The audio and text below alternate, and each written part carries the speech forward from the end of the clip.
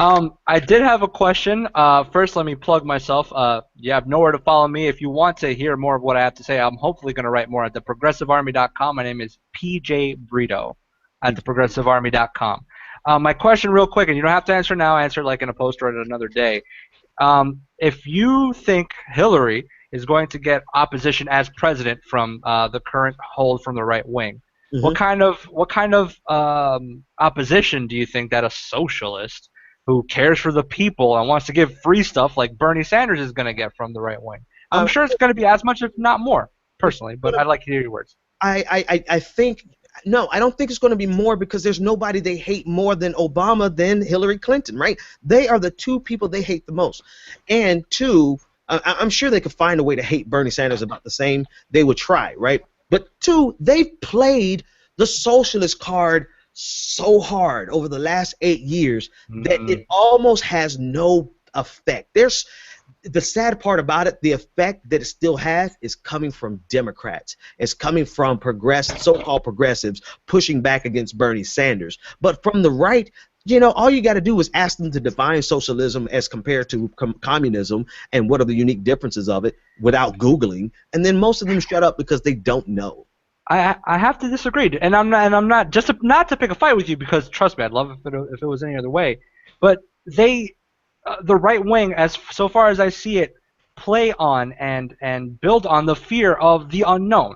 They Mm-hmm. don't have to know how Muslims or Mexicans or women or welfare people are like. They just have to think a certain narrative. So I mean, of course, you're right. No one can accurately define what a communist or a socialist is now, but all they know is that it's a scary word. And while I do agree that you're right, it doesn't like it's mostly from the Right. Democrats that's pushing on it right now. But it's just a scary word. It's a scary It's word, but you know what? And you're right in the sense of what I was saying was very practical and very logical, and so that doesn't work on a lot of them. But I think bingo. Bernie Sanders has a very good position on it. He is only as radical as Eisenhower. Dwight was it H? I can't even think tonight. Dwight. What is Dwight's middle initial? Somebody. Doesn't D. matter. Dwight Eisenhower. Dwight D. Eisenhower. Dwight D. Eisenhower. It's late, but yeah, he's no more radical than that. And I think if he hammers that down, then he stands a chance. But in general, to your question, it's going to be the same amount of opposition. So if we're going to face the same amount of opposition, why the hell wouldn't we go for what we think is best for America instead of starting from a position of weakness?